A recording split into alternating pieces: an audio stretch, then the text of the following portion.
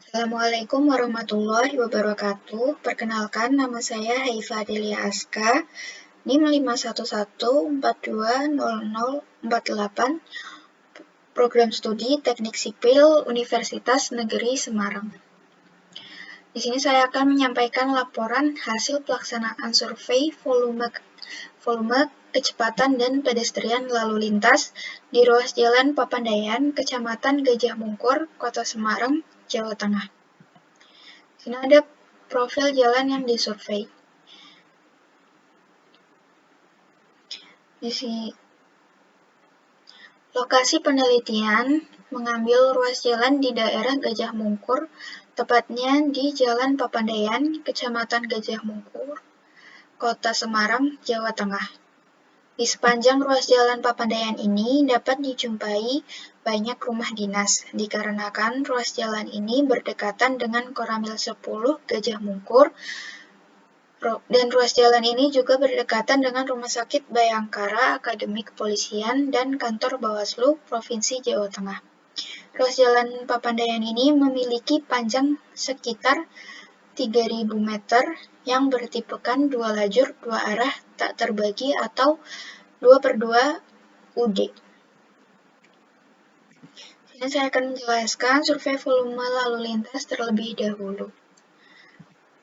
Survei volume kendaraan dilakukan pada hari Rabu tanggal 31 Agustus 2022 selama kurun waktu 6 jam dan dibagi 3 kali penelitian.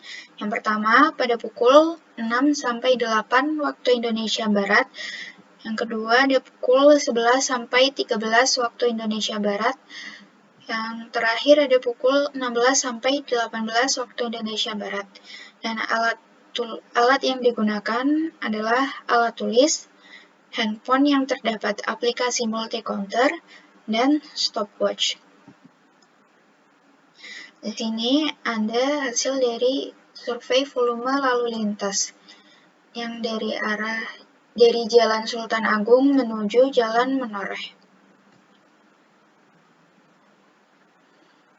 Kemudian di sini ada juga hasil dari Jalan Menoreh menuju Jalan Sultan Agung. Periode sibuk 2 arah di ruas Jalan Papandayan.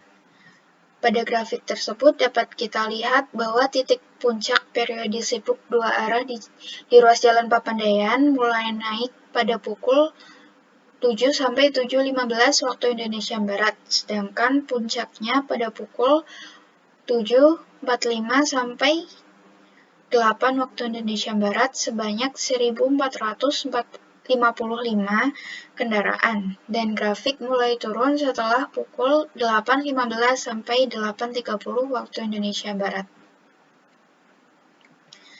Kemudian, fluktuasi volume lalu lintas di ruas Jalan Papandayan. Dari grafik tersebut, dapat ditarik kesimpulan bahwa terjadi fluktuasi maksimum pada waktu pagi hari sebesar 389 SMP per jam pada pukul 7 sampai 7.15 waktu Indonesia Barat, dan pada siang hari sebesar 217 SMP per jam pada pukul 13.15 sampai 13.30 waktu Indonesia Barat. Dan yang pada sore harinya terdapat 310 SMP per jam pada pukul 16.30 sampai 16.45 waktu Indonesia Barat. Kemudian split distribution. Nah, simbol A diartikan Jalan Sultan Agung dan simbol B merupakan Jalan Menoreh. Split distribution arah Jalan Sultan Agung menuju Jalan Menoreh sebesar 51% atau sejumlah 13.355 kendaraan, sedangkan Jalan Menoreh menuju Jalan Sultan Agung sebesar 49% atau 12.857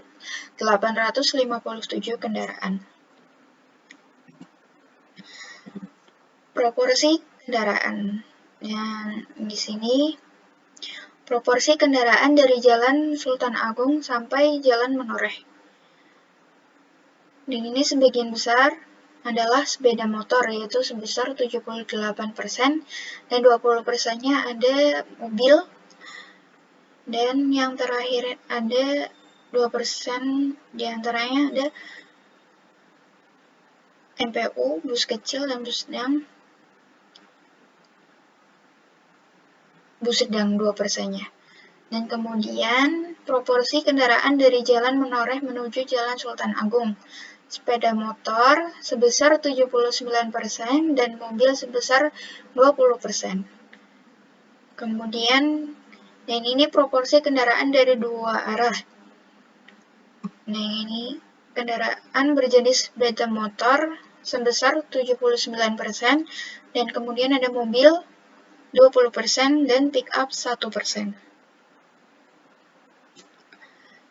Kemudian survei kecepatan kendaraan. Penelitian kecepatan kendaraan dilakukan pada hari Rabu tanggal 15 September 2022 selama kurun waktu 2 jam, yaitu pada pukul 14 waktu Indonesia Barat hingga 16 waktu Indonesia bagian Barat. Dan alat yang digunakan adalah stopwatch, alat tulis, pita, dan formulir survei. Yang pertama ada metode konvensional. Dari survei metode konvensional akan didapatkan data seperti ini, yaitu data waktunya dalam bentuk detik, dan kemudian akan diubah menjadi kilometer per jam, seperti ini.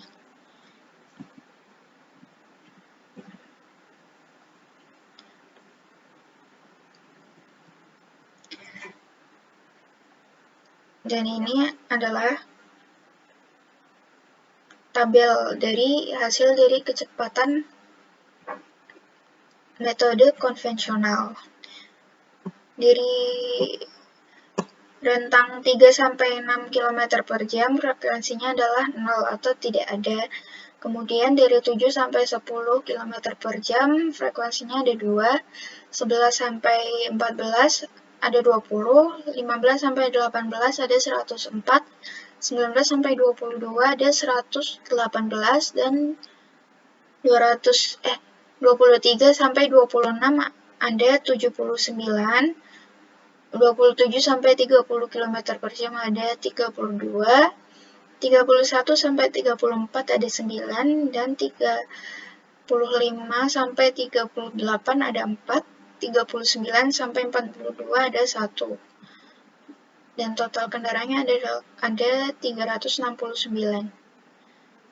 Kemudian dari data ini didapatkan persentil kecepatan 85%, yaitu 20 pada kecepatan 26 km per jam, yang mempunyai arti bahwa terdapat 15% kendaraan yang mempunyai kecepatan di atas 26 km per jam dan terdapat 85% kendaraan yang mempunyai kecepatan di bawah 26 km per jam.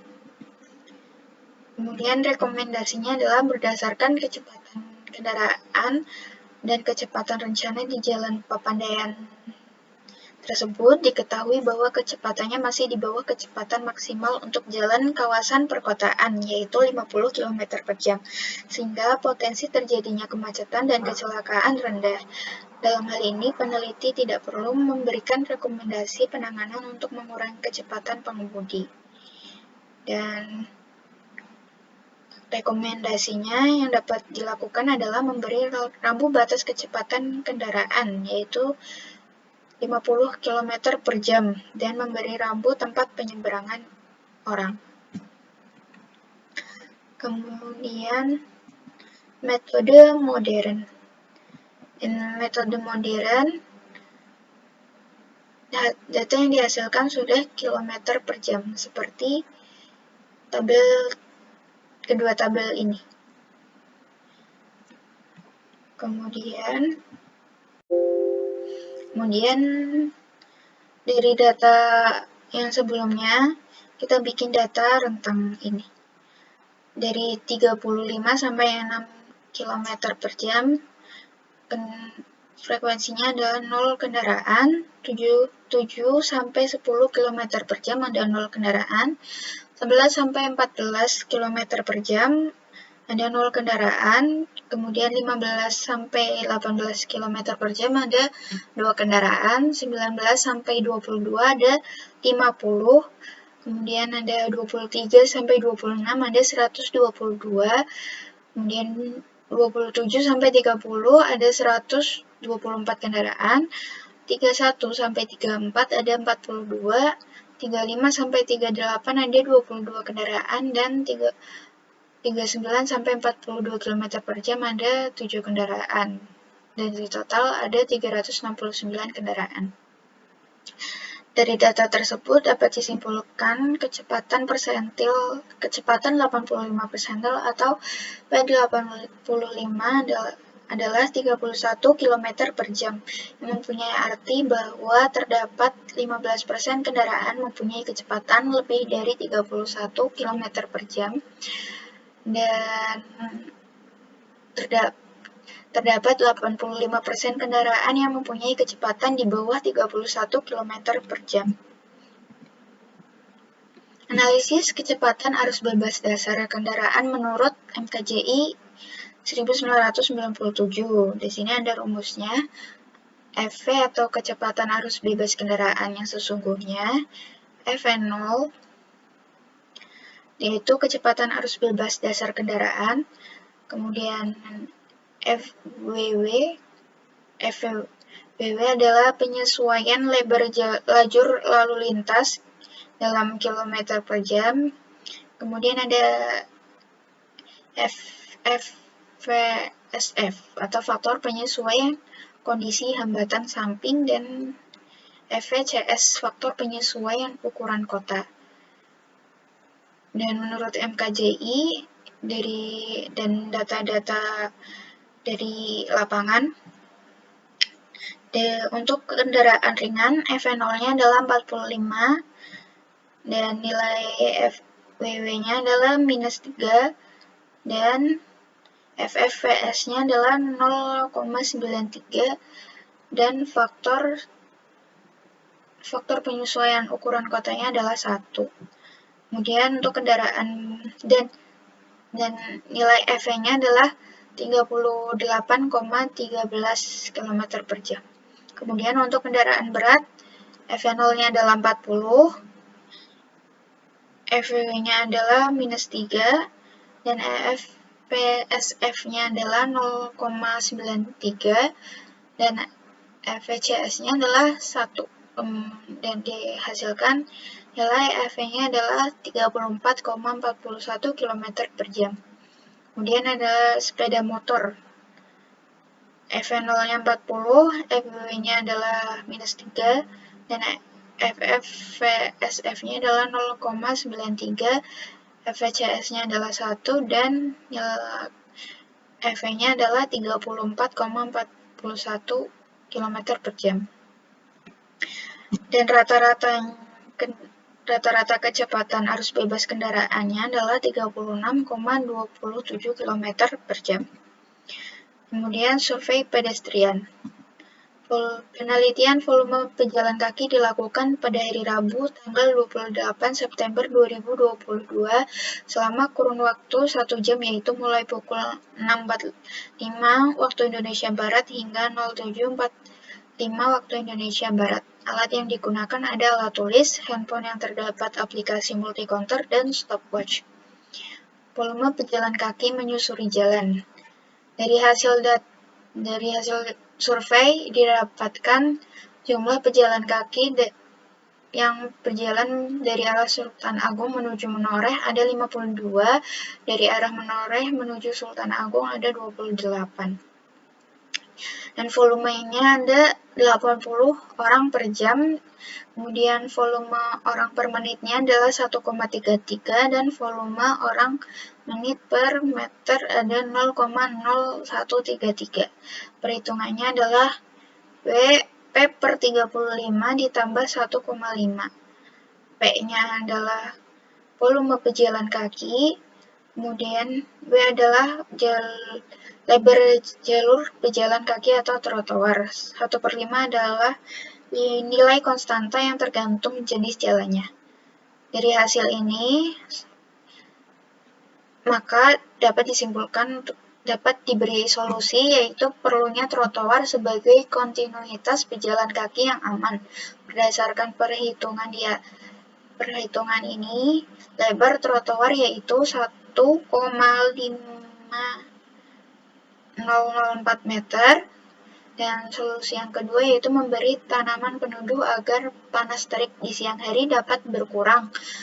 Berdasarkan kriteria desain fasilitas pejalan kaki, dapat pada penambahan lebar jalur pejalan kaki jika menambah fasilitas penambah berupa tanaman peneduh, lebar jalan ditambah selebar 60-120 cm. Karena pada jalan tersebut memiliki damaja yang tidak terlalu lebar, maka dapat diambil penambahan jalan sebesar 60 cm. Jadi rencana lebar trotoar untuk jalan Papandayan yaitu 150 ditambah 60 cm, yaitu 210 cm atau 2,1 meter. Volume pejalan kaki menyeberang jalan. Dari survei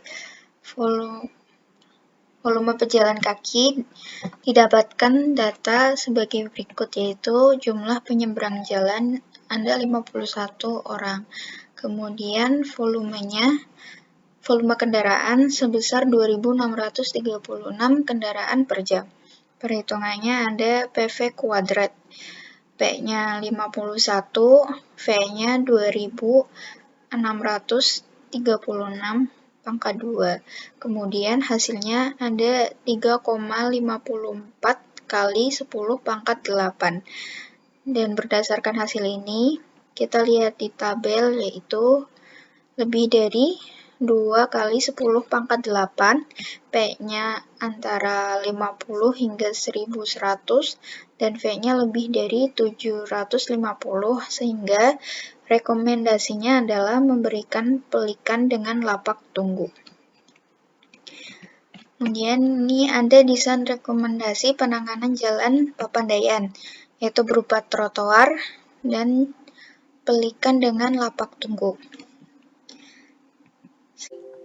Yang saya dapatkan dalam mata kuliah kali ini adalah pelajaran mengenai survei lapangan secara langsung, mengelola dan menganalisis, serta memberi solusi yang tepat sesuai yang telah dijelaskan. Kemudian terima kasih telah mengarahkan selama penugasan dengan baik. Sekian presentasi dari saya. Apabila ada kesalahan, mohon dimaafkan. Wassalamualaikum warahmatullahi wabarakatuh.